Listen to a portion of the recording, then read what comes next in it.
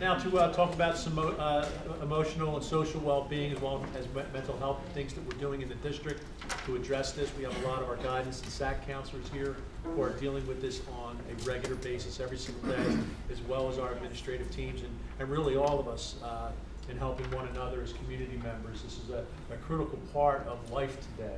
And we can talk probably for hours as to why we think that is, but it is.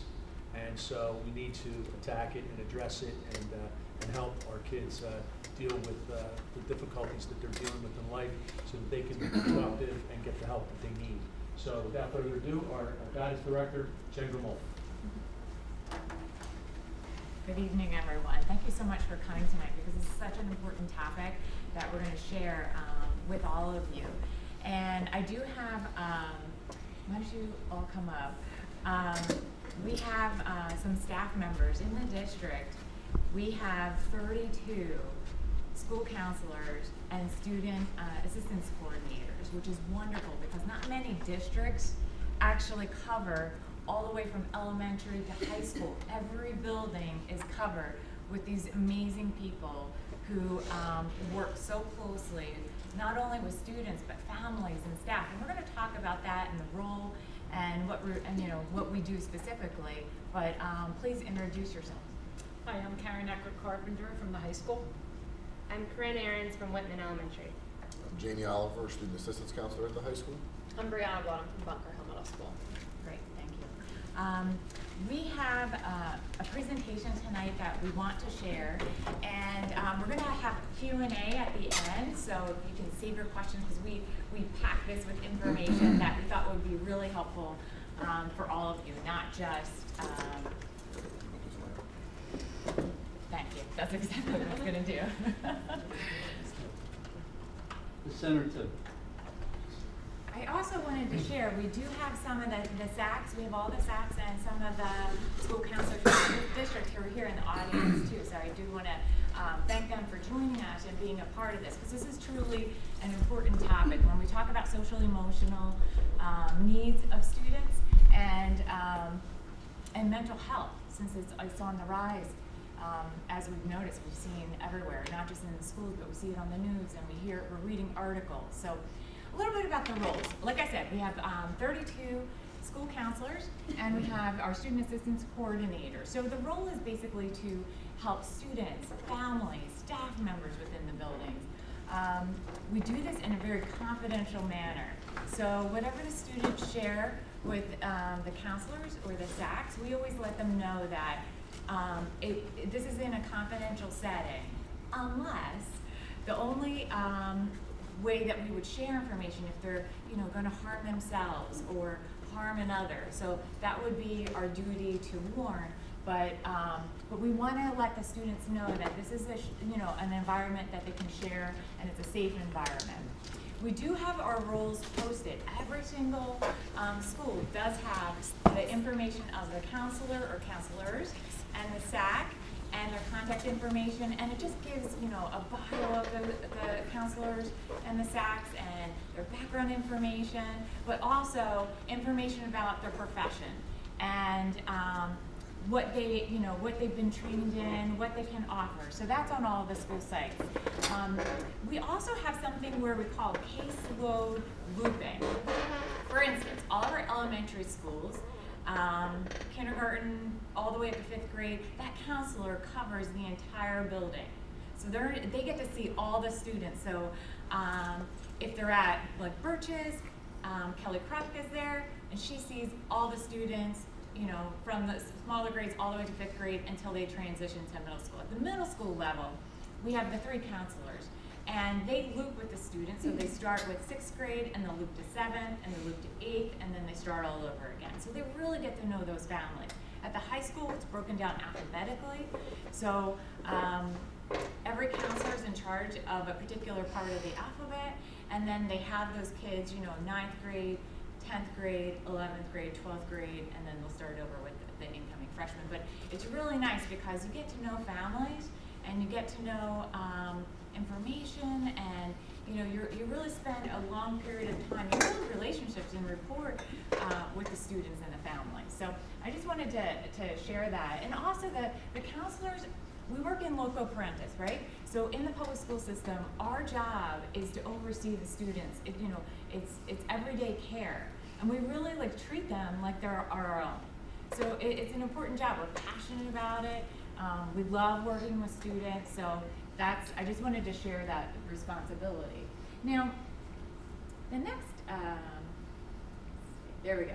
Okay, so school counselor, just to give it a background of their skill set. So they have a master's degree in school counseling. They have to be certified in the state of New Jersey in school counseling. And we also follow the national organization, which is the American School Counselors Association. They have a nice national model that we follow. There's 3 domains that we work in. So the one domain is academic, one is career development, and the last we have social emotional development. That's why we're talking tonight. And again, the confidentiality, it's our obligation to keep confidential information unless there's foreseeable harm. Okay. Then we have the SAC. The SACs either have bachelor's degrees or master's degrees, but they are certified in the state of New Jersey. It used to be an older certification was Substance Awareness Coordinator. It's now called Student Assistance Coordinator. They work through the Association of Student Assistant Professionals in New Jersey. That's their overseeing professional association. And it's kind of a little different for New Jersey. This is a specific certification for New Jersey. Not all states do have this. But they have a framework of K to 12, and their role is to deal with substance abuse and mental health, prevention, intervention. They also follow the Code for Federal Regulation 42 CFR Part 2, and that's specific to substance abuse and records of students. All right, so let's talk a little bit about the school counselor versus a more clinical counselor, because people are a little confused about this, and we're like, well, why can't you get therapy in school? This is what the school counselor does. Like I said, master's degree, state certified. Our role as counselors is short term. It's very goal focused. What is the issue? How can we fix it? How do we get to an outcome and end result that's going to be successful for the student? It's not a therapeutic clinical environment at all. We really like to pinpoint what is it so we can help. And if it's going to be anything long term, we know it's going to be more of a clinical setting, we can make those referrals. But our job is to really focus on education professionals. How can we help the teachers? How can we help administrators? What can we do for families, and what can we, what kind of resources should we share? We work closely with the school nurses, we work closely with the child study team, so there's a lot of facilitating happening there. Now, a clinical counselor, much more therapeutic. So they either have a master's degree or a doctorate. They're licensed by the state of New Jersey. So they might be a licensed, psychologist, social worker, counselor. It's very long-term and specific. You're specifically working with that client. That client comes in, you're working on goals, but very specific goals to that patient, and it's direct care. Working closely with medical professionals. Sometimes, the counselors or therapists in a clinical setting are working with psychiatrists, perhaps pediatricians. So you're reaching out to those medical professionals. And they also have that duty to warn, so they are responsible for reporting any concerns. Okay. All right. We're going to talk about the rise in mental health. So we've all heard this in the news. We've all seen this information, and it's a concern. It's a rise. So what are some causes? Definitely biological. We're talking about genetics.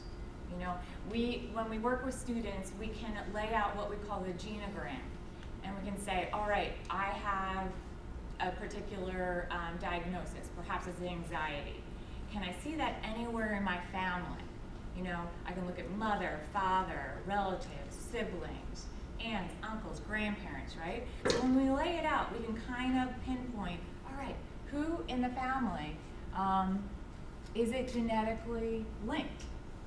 So that is one of the areas. Is it psychological? Perhaps there was a trauma. There's neglect, something, major life occurrence that affects you. It's also environmental. Could be death, loss, grief, dysfunctional family, even substance abuse. So those are the three causes. Now, we experience, and the counselors in the SACs can share this, we have students and parents who do self-diagnose. So we do experience that. We definitely don't recommend it, but we do hear this. I mean, the students and parents that will come into the office and say, well, my child has anxiety, and we'll say, oh goodness, we didn't know that. You know, have they been diagnosed by a doctor? Have you seen it? Well, no. And we've been dealing with it for 3 years. Okay, well, they might be experiencing anxiety, but hasn't been fully diagnosed. We suggest that you go and actually seek medical assistance, right? Because it's all about, you know, perhaps therapy, maybe educating themselves. But I think people kind of pull tag information, or they see it on, you know, on TV, or they're reading about it. You see it online, and it's a bit misguided, right? And what's upsetting to us is that that person is self-diagnosing and not receiving the true medical information that they need and the help that they need, even therapy. So, medical diagnosis. You know, we do see anxiety, generalized anxiety disorder. It comes out of the DSM-5. That's the manual that's used for a specific diagnosis. Overdiagnosis. We do see this too. There tends to be some fads and trends, and these for psychiatric diagnoses. Just like, you know, we know that ADHD, that was, you know, a trend and a fad. But we still see ADHD, maybe not as much. Right now, we're noticing a lot of anxiety, depression. Those diagnoses are coming in.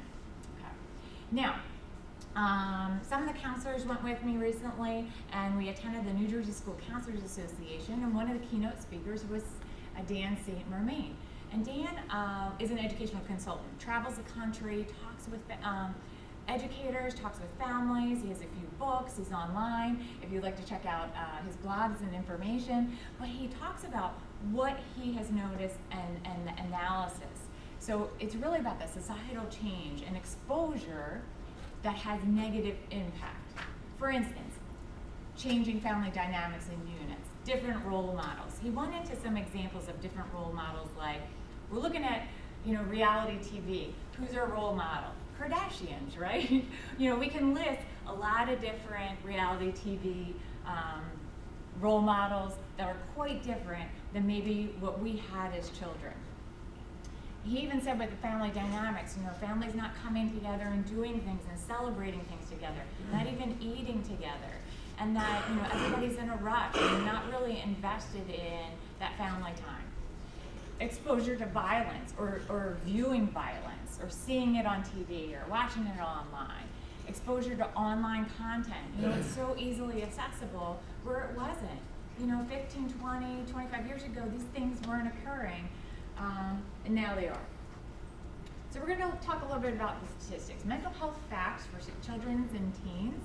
So right now, data might be hard to see in the back, but we have 1 in 5 children ages 13 to 18 have or will have a serious mental illness. So 20% of youth ages, that's 13 to 18, actually live with a mental health condition. 11% of youth have a mood disorder. We have 10% of the youth have behavior or conduct disorder, and then 8% of youth have an anxiety disorder. So those percentages are a little smaller, but remember, the beginning of mental health and the diagnosis really begins around age 14, they're saying. And somewhere in the earlier ages where we're figuring out, like, it could be like that.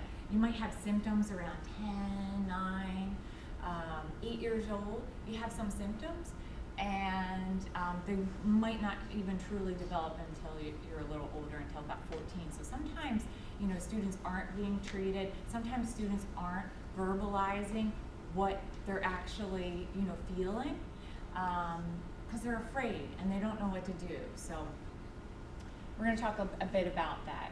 But I just wanted to share some of those statistics, but that does relate to suicide as well and what happens there. So that is the third leading cause of death of the ages that 10 to 24. And 90% of those died by suicide had an underlying mental illness. That's the challenge. Sometimes it goes untreated, and that's why suicide ends up being the end. Okay. I'm just going to do an overview of district services and what we cover. So we spend a lot of time, and board members can talk about this, right? You can share policies and regulations. We spend a lot of time, because that's the basis of the function of the school district. How do we handle situations? So we have a very comprehensive student suicide prevention intervention. We have forms, there's protocol. The counselors in the SACs know exactly how to handle that. They're well trained in it and well versed.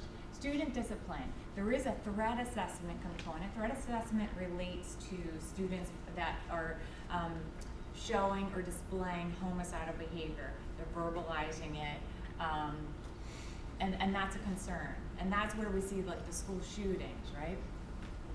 Sometimes that homicidal behavior starts as suicidal and turns homicidal. Substance abuse. We have policy regulation on that, and the SACs work very closely with families and students and administrators. And then of course dating violence. So we have things that are related to social, emotional, and mental health. District services, our school nurses, they have comprehensive history appraisal forms that they have to do for the state of New Jersey. Carol Ann, you could talk specifically about this, but there is, and they have so much information, and the counselors and the SACs work closely with them. They work hand in hand. We rely on the information that they receive, and we're always talking and processing and sharing information.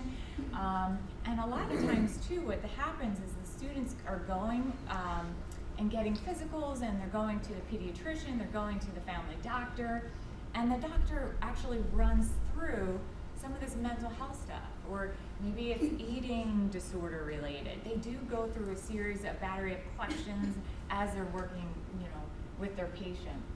There was introduced to the legislature in May a depression self-report screening, that this would occur, that it was introduced, it hasn't been implemented, ages 12 and older, but it would be a self-reporting tool that would occur within the school. We're waiting to hear what's going to actually occur, but I just wanted to share that with everyone.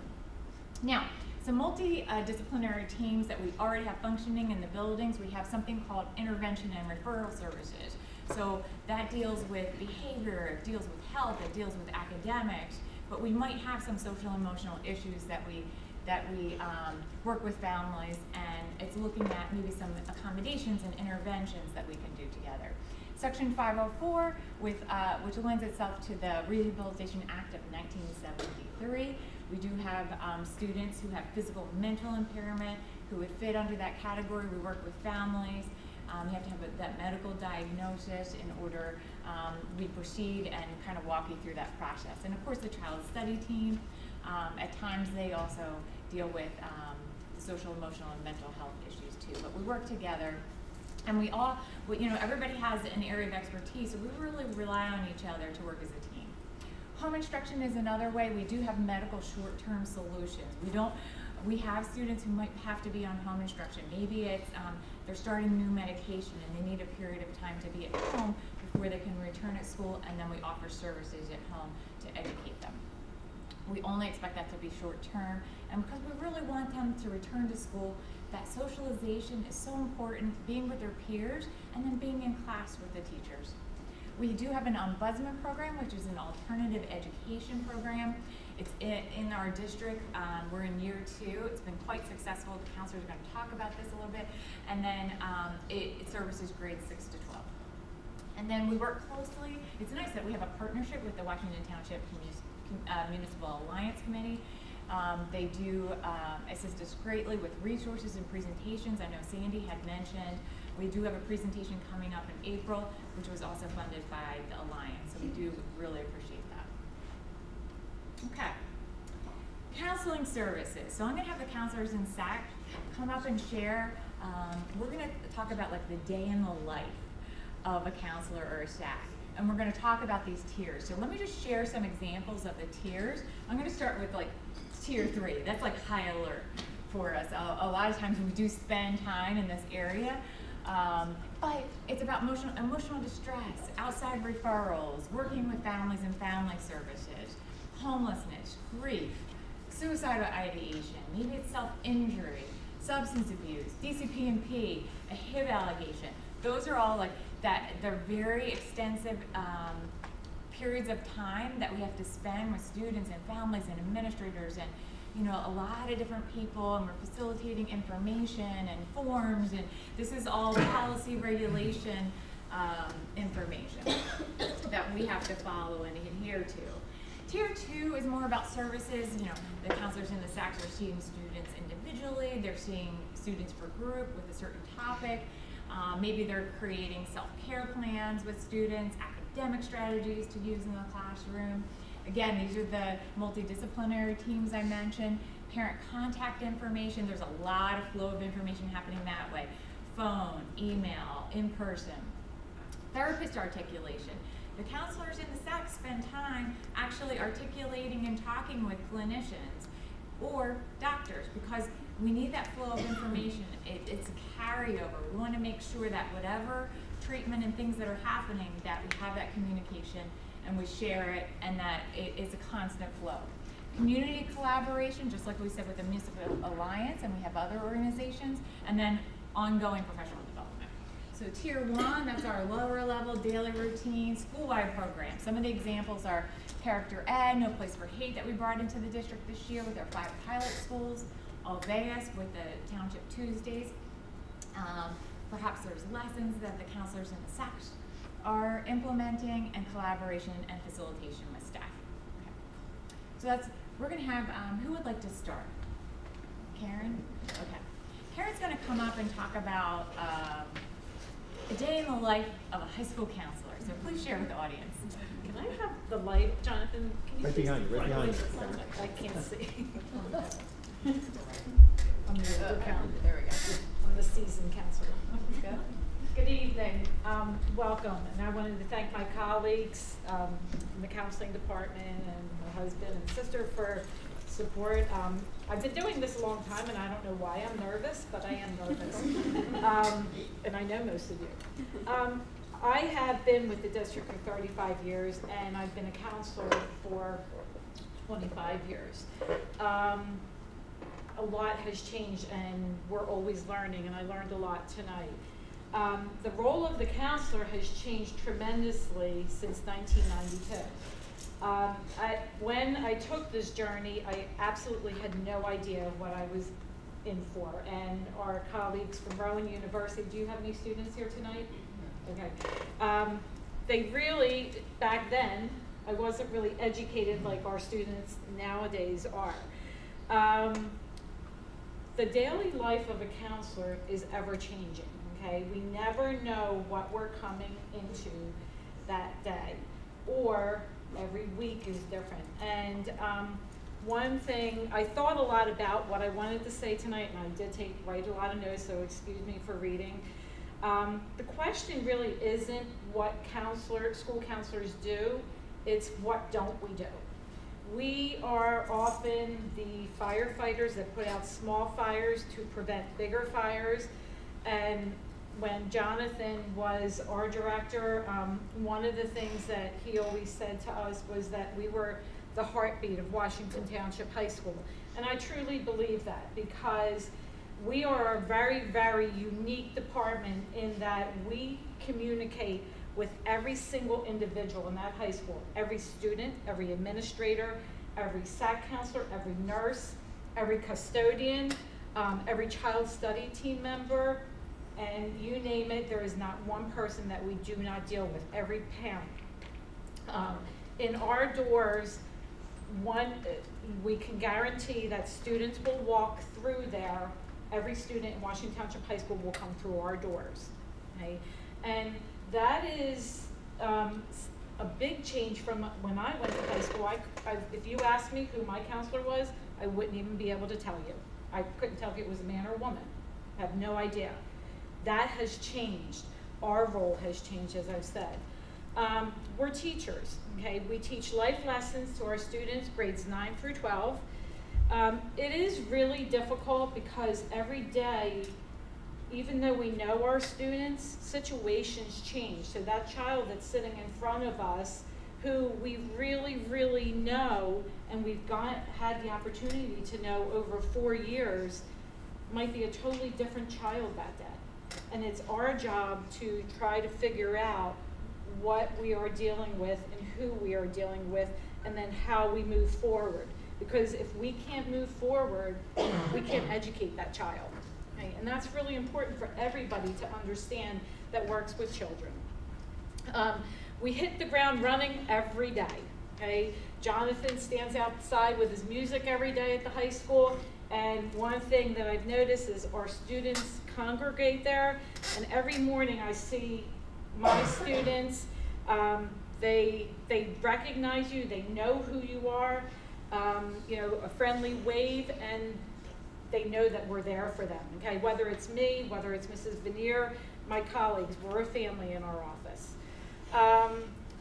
I just wanted to give you some scenarios because, like I said, I've been doing this for a very long time, and my husband will attest that I do take the job home with me, because our job is not a 7:10 to 2:35 job.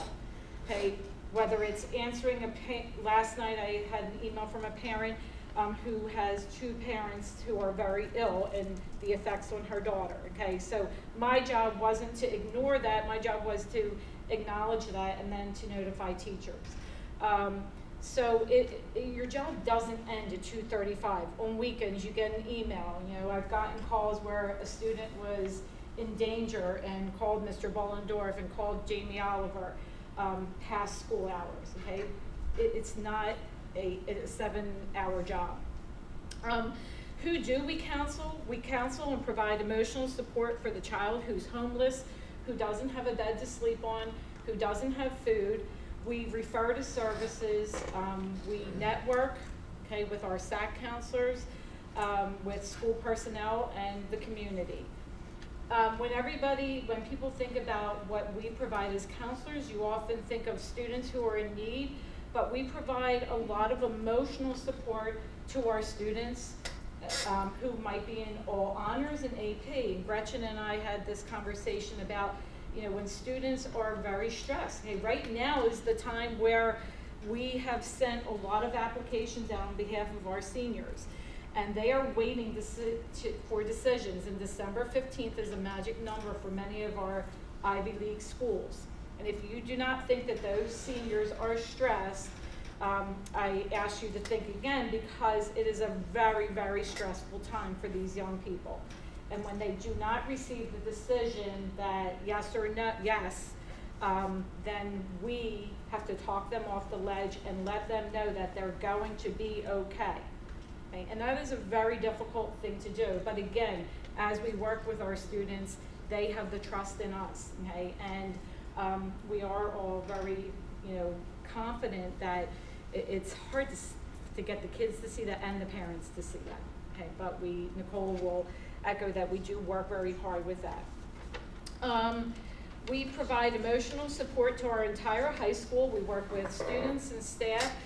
We've been called out where, unfortunately, when we've had a student pass away, going to an accident scene, supporting our students, supporting families, okay? And that is the worst thing in my job that I've ever had to do. And I've, unfortunately, in all my years, have had to do it too many times. Okay, but again, as much as we support, we are grief-stricken as well. Okay, so it is like losing your own child. The student who has little or no support at home. Many of our kids, they're doing many things on their own. Their applications, their job application, there really isn't support. Either parents are not educated as far as what has to happen, and so these kids, our students, are really looking to us, to complete things with them. Okay, and so they really rely on our services. We counsel students who have lost a family member or a sibling in a tragic accident, overdose, or illness. We spend many, and this is probably the biggest thing that I've done and my colleagues have done, probably I would say in the past 4 years, the anxiety, the depression.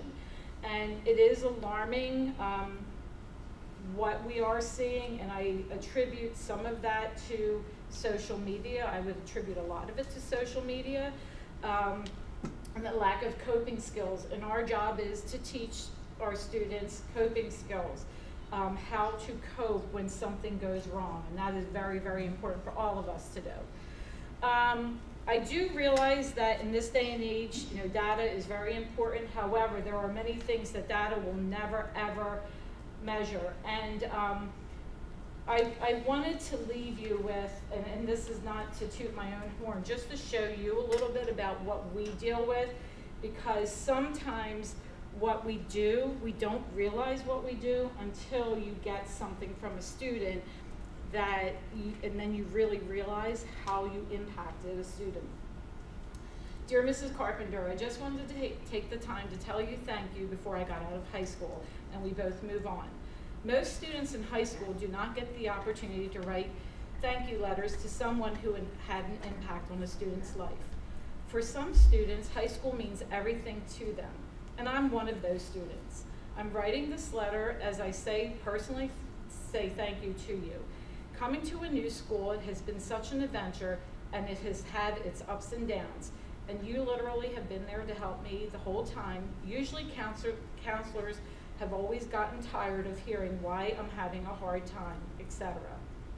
But you're the first person that has not given up on me, and I deeply appreciate everything you've done for me. When I first came to this school, I had no friends, no close teachers, no usual routine in the mornings, so it was really tough, and I know that you understand. You made me comfortable by taking the time to get to know me. You showed me the halls and the people that I could speak to for assistance. You even took me to get my school ID. I still remember it like it was yesterday. Looking back on it, you took a lot of time to help me, one student out of about 2,900 students. Who would have thought that one person would make that much difference? When people think of an inspiration or a role model or a hero, or even someone they look up to, you think of them as a parent or a guardian or a superhero or a star. I know if you're reading this right now, you're probably wondering why I'm talking about the role models, etc. Well, the reason is because you're a role model to me. You teach me things that I will carry on for the rest of my life, and that means so much to me. You inspire me to treat people the way you do, to take a few minutes out to help the new guy. To me, that is an inspiration. You are an inspiration. When people have problems, they talk to someone who makes them happy, someone who makes them comfortable, someone who they can trust. For me, you are that person. I know I can talk to you about whatever is going on in my life. I know that I won't be judged by you. You will give me useful advice and try to make me feel better. You know what to do in about every dilemma that I've run into the past 2 years. In my high school career, I've had a rough, hard time, but thanks to you, you have made my life about 95% better. Not 100%. In conclusion, I want to say thank you from the bottom of my heart. Thank you, Mrs. Carpenter, for always being there for my friend, my hero, my inspiration, my lifetime role model. Thank you for everything. And that's what it's about. As our numbers have increased, it's become much more difficult, but I hold on to, and I know my colleagues, and this is not self-touting, because Nicole and every one of my colleagues at the high school I can speak of has received letters like this, and this is why we do what we do. Thank you.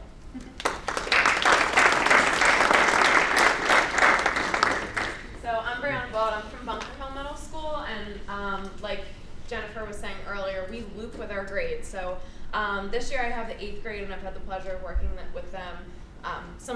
I say it's a pleasure. I don't know that they would. I've had them from 6th to 7th to 8th grade. I kind of tell them that they get stuck with me for 3 years. And it wasn't that long ago that I felt like I was writing a letter very similar to to my high school counselor. So it's really cool to be able to hopefully pass that on to my students now. But one of the things that Jennifer also touched on was the fact that we do brief solution-focused therapy. And then Karen kind of described it like being a firefighter, and it's true that there's days that we're walking into the office and pretty much putting out fires all day.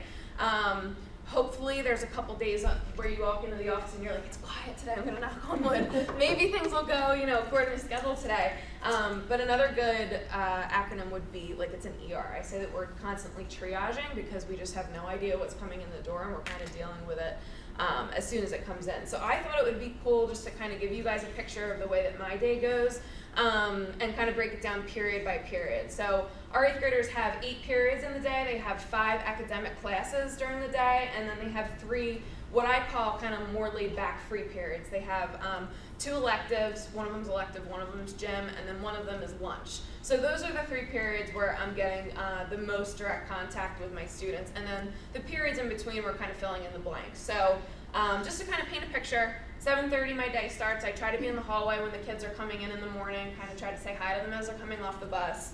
And then they start first period, and that's one of their off periods. My students are either in choir, they're in band, they're in orchestra, they're in one of their electives, or they're in gym. And they know that that is a responsible time to come and see me, so they're not missing their math, their ELA, their social studies, their science, or their language class. If they don't come in to find me, I will pull them out. Maybe I'm checking on a student who overheard a really intense fight between their parents 2 nights ago. They intended on going home the night before and having a conversation with their parents about what they heard, and I want to make sure that they kind of came to some kind of a conclusion so that they can focus in class that day. I also might be checking in on a student where we've written a 504 plan for their anxiety with getting to school, kind of checking in with them to see how things are going, to make sure things are okay, how did it go getting to school that morning.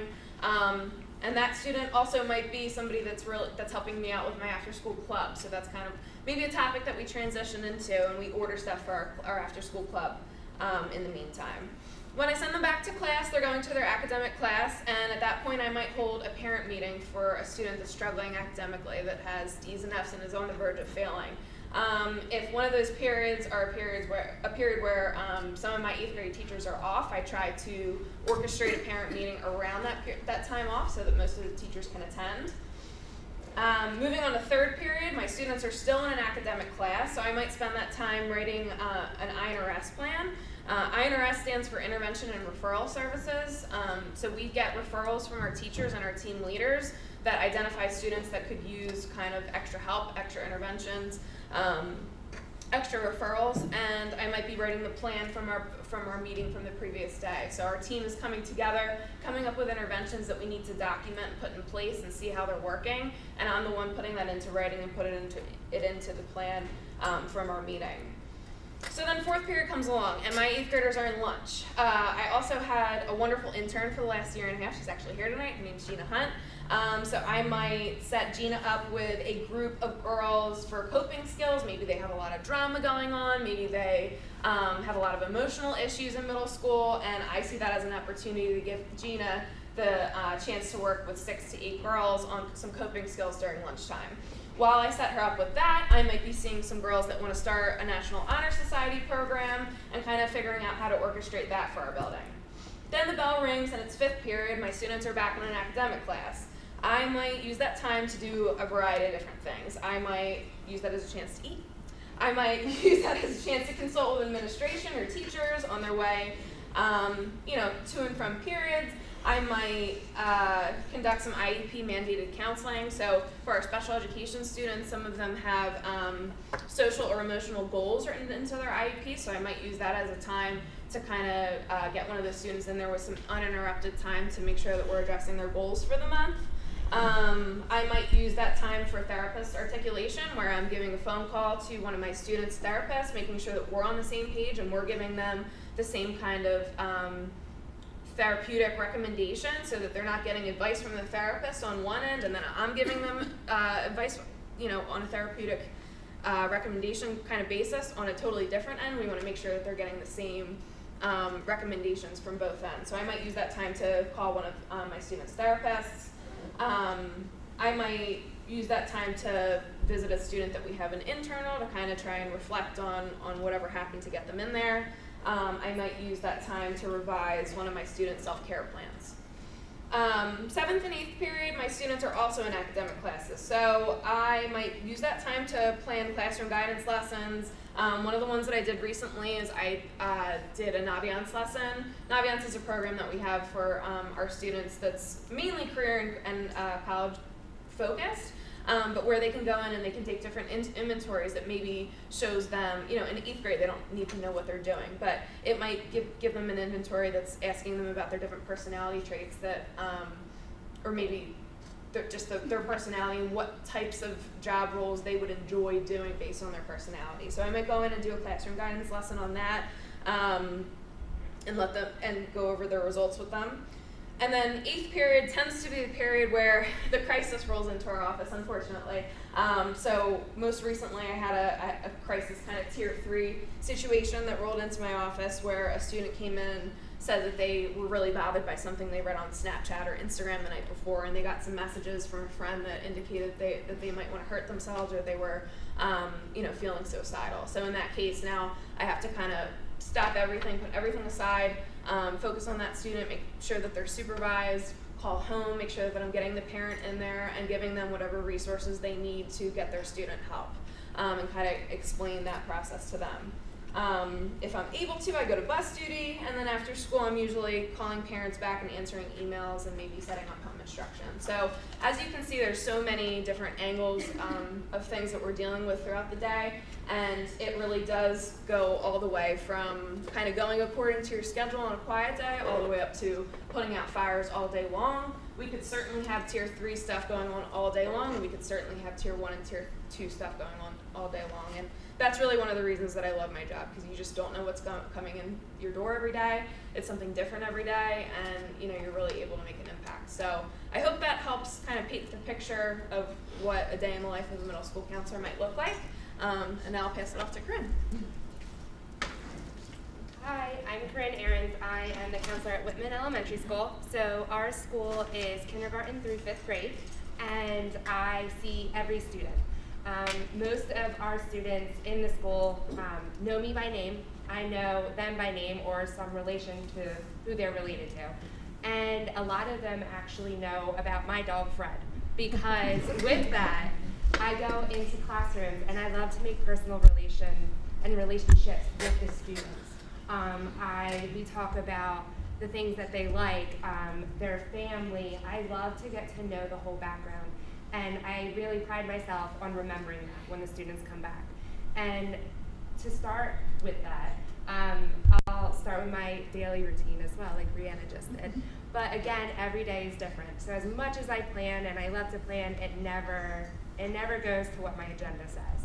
So my number one thing is parent communication, parent and guardian communication, and that relationship as well. Pretty much every day I'm talking to a new parent. Whether it's for something, an emergency that happened at home, maybe there's a relative that was just diagnosed with an illness, or is in the hospital, or someone had to move away, right? Or maybe the child is going through something. Maybe they had some type of emotional or behavioral disturbance the day before, and the parents don't know what to do, because at our age, the ages that we service, the parents, sometimes this is the first time they're going through it. This is the first time this is their first child that's having a learning difficulty, and they don't know what to do. Today, I just met with a parent that said she doesn't have a book that tells her what to do. So you can't flip to a page, so they come to us, and they get recommendations. And we always say, we are educational experts. We don't have the final answer, but we can give you some solutions, and we can hold your hand along the way. So that's our number one job, I feel like, is supporting the whole family. Then we do a lot of prevention at our age level, which again is 5 years old. Some of them are 4. They just ended being 4. That was the cutoff just a couple weeks ago. So we just had 4-year-olds. A lot of it is prevention. So giving them the skills to regulate not only their behavior, but their emotions, and also their social skills. So learning what is okay, what is not okay. A lot of our kindergartners these days, since preschool is not mandated, they have never been in this type of situation where they have to sit down next to another child and not move or not talk. And they don't understand. And so we're teaching them. We understand that they are young and they are learning. And that's what we're there to do, to not only teach them how to read and do math, some stuff that I still don't even understand how to do, and they're doing it in 3rd grade. We're there to teach them how to be good people. So doing prevention things like classroom lessons, our elementary curriculum does have a set topic for every month that we go in for character traits or different character building. So we just worked on empathy, and that's a big word, you know, for 5-year-olds. So we tailor it to their needs and to their learning capacities. Now that's not only stuck to the curriculum. I have a lot of teachers that request specific lessons.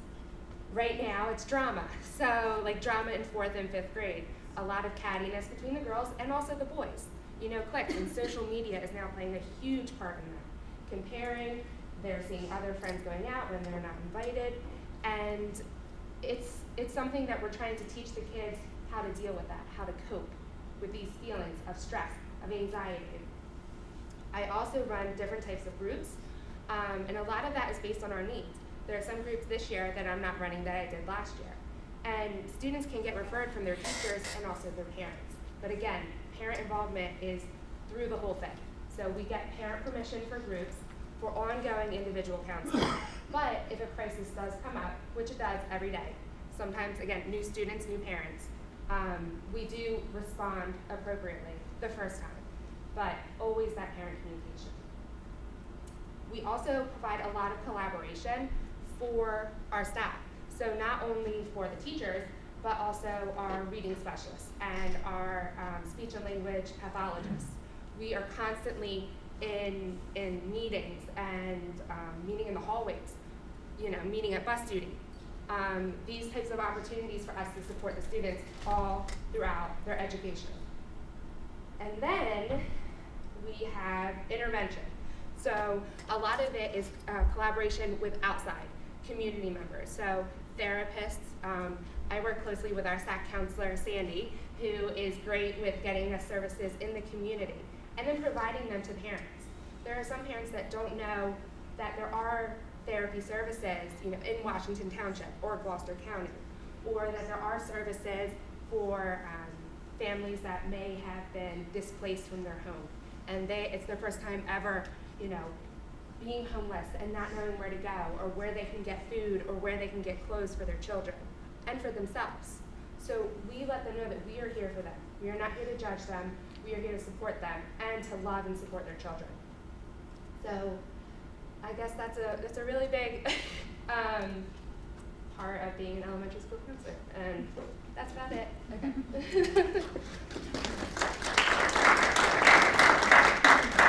I'm Jamie Oliver, I'm the high school SAC. I'm gonna turn this out because I'm prettier in the dark.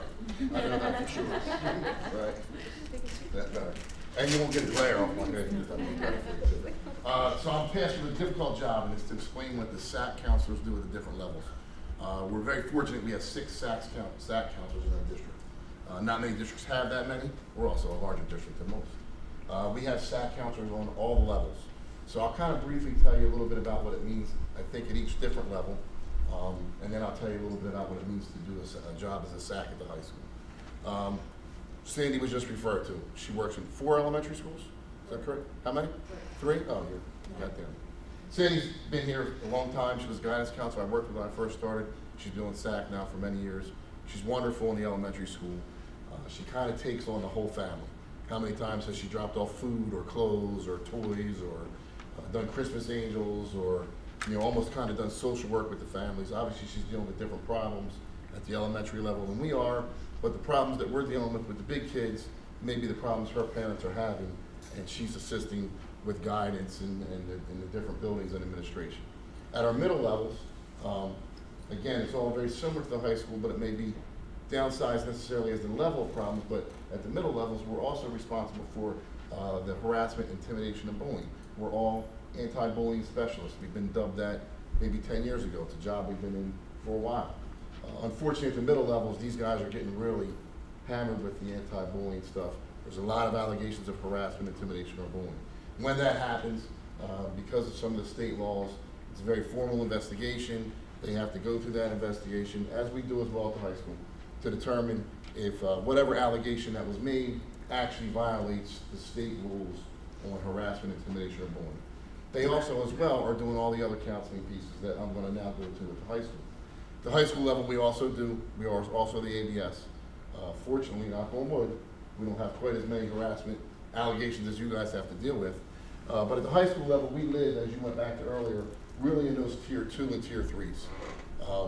We're in addition to the guidance department. We work closely with the guidance department.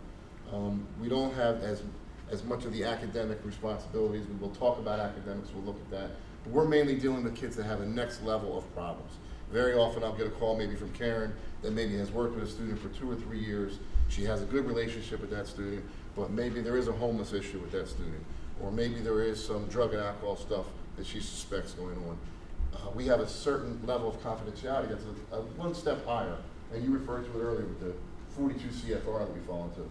And Karen may say, hey Jamie, I want you to get involved with Johnny, and I haven't known Johnny yet.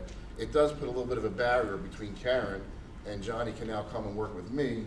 And it's a little bit of a more confidential, private, trusting kind of relationship. And we get a lot of referrals from the guidance department in that way. We would also get referrals from teachers. We work real closely with administration. Very oftentimes the kids that are in trouble are the kids that are in our offices. It doesn't mean all the kids in our offices are the kids that are in trouble, but very often that happens. And we're really in that tier 3, tier 2 area where it's crisis, homelessness, mental health, grief and loss. My partner Heather runs 5, I think today, great grief groups that she runs all throughout the year. You know, because we're a large school, you have a lot of kids that have lost an immediate family member. We'll deal with, suicide ideations, even pregnancies, right? Legal issues. I have kids, unfortunately, at the high school level, they're getting charges. We work closely with our SROs. Oftentimes, I'll turn to the SROs to ask those legal type of questions. When I have a kid that comes to me and says, hey, I just got jammed up with this charge, what do I do? How do I handle it? We put some stats up earlier. I think they put some stats up about the mental health. I think it was around 10% to 20%, right, was the one number.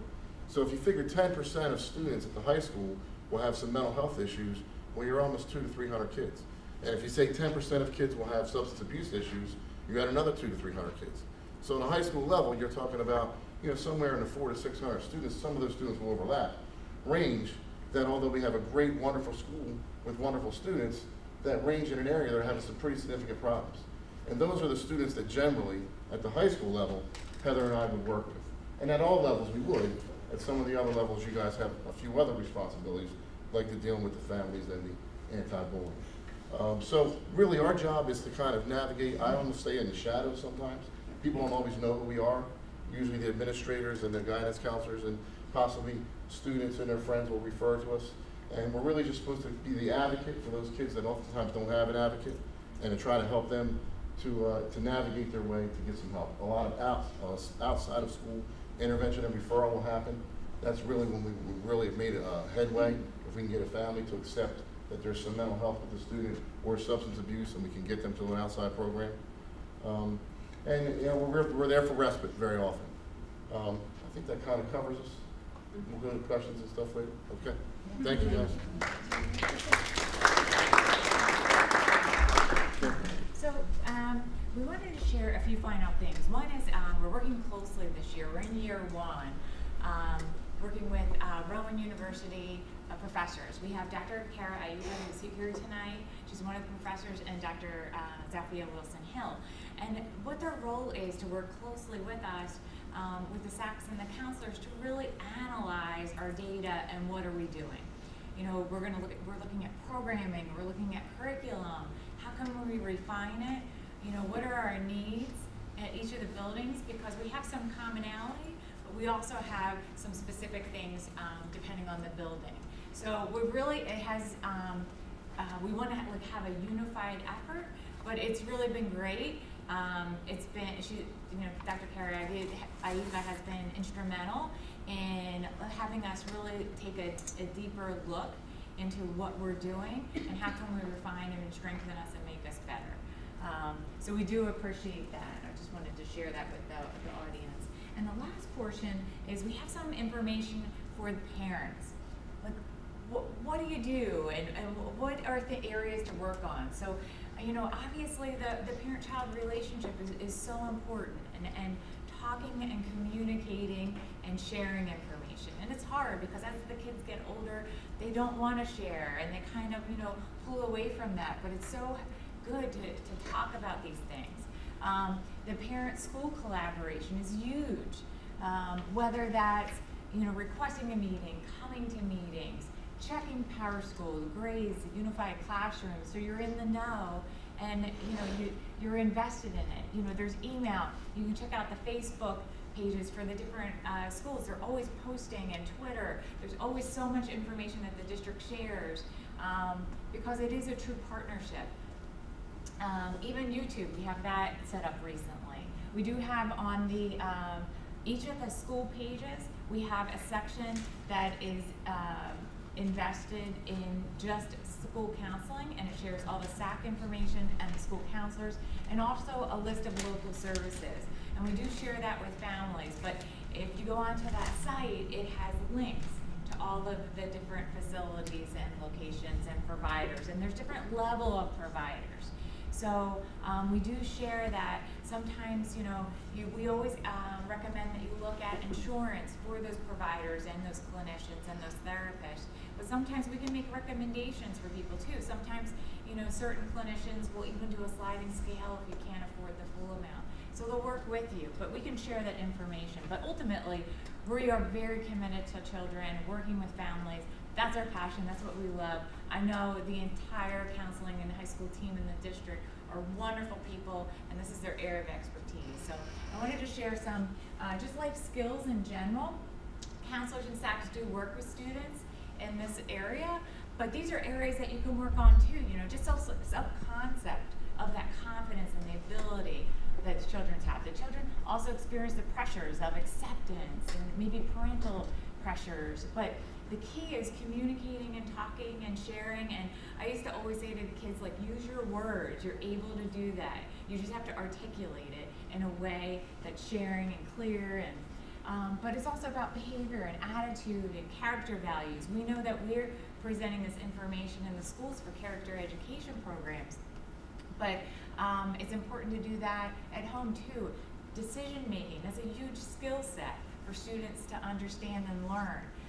Problem solving. So we have, you know, I know the counselors in the SACs deal with students when they're in that emotional distress and they're in like total meltdown mode. So what are some coping and problem solving skills that we can teach them so they don't have to always rely on others? It's about, I always say it's like the toolkit, you know, and then you build that toolkit. So as you get older, those are, you know, those life skills that you're always going to use. The emotional intelligence, because it's not about your IQ always, right? It's about the EQ. Independence, that's such an important skill. So it's baby steps for that, but still we expect students to understand that emotional distress is normal. You know, some students are, you know, feel like that drama, and there's drama every day, but if you had the skill sets of coping and problem solving and decision making, it would make things a bit easier. Technology. This is another component that I know the counselors and SACs deal with, because it's all about that screen time. You know, the kids are looking at things that are happening in current events, you know, political news, school shootings, sexual assaults. All of this is readily available to all of us. We understand it, we read it, but kids have a lot of questions, and they're exposed to a lot of different information and things that, you know, when we were younger, we weren't exposed to that. Gaming, that's huge, because it's about monitoring this area. There are students who actually, you know, when you game, you're on there with people you don't know. Maybe those ages are people who are 50-year-old men, you know, with a 13-year-old girl. You don't know. You think that they're nice people, but how do you really know? So it's about monitoring that. And of course, the digital footprint when it comes to the telephone, using the computer. You know, what websites are they visiting? What videos are they watching? Because on YouTube, you can get a lot of information. What apps are they using? What apps are they using to hide information, right? Social media, text, photos, and the appropriateness. Because that digital footprint, students don't realize that it's with them forever. I even give this talk about preparing for post-secondary and talking about, you know, college and when colleges are even looking at your application, they're going to look at your digital footprint. Students don't realize that because they don't understand the full effect of it and the consequence of posting negative information. You know, one of the things I'm very proud about as a community member, not just a person in this district, is I really feel like Washington Township has been ahead of the curve in so many areas. I've always been a deep believer that climate of a building, the way we interact with our kids, our adults, really is such an incredible piece to what drives a successful school system. And now, for the first time, there's data that supports that thought process. It's out there. And it's really critically important, but it ties so much into all of what we've talked about. You know, this happened and this presentation occurred because we had some community members seeing what was going on in the world, wondering what is it we're doing to, you know, deal with the mental health crisis. What are we doing to, you know, identify kids that may be on the verge of doing something terrible? What are we doing? And there's no simple answer to that question. You know, you can be asked that question at the podium, and there's no one-word answer. There's no stock answer. It is such a vast communal effort that is required to be able to identify these children, get them the help that they need. But creating an environment where our kids feel loved, that they feel like they're a part of, that there's adults in that environment that they can go to or are going to support them, to pretend, and so many of the people here, you know, are probably in very good places with their families, but you'd be surprised at what our kids are dealing with out there in this world, all right? And they don't have adults outside of our school to go to. We often deal with numbers and percentages and budgets and things like that. And it's easy to say that you have X number of kids to work with these numbers of adults. But as these issues continue to rise, as these problems continue to become more prevalent, your ability to handle all of those things with fidelity become ever more challenging, even though the numbers may not support that. To have the time that you need. And now there's physical evidence out there that would tell us unequivocally that trauma, things that are happening in the lives of our children, the things that they're exposed to, not only have a social and emotional impact on them, they're having a true physiological impact on them.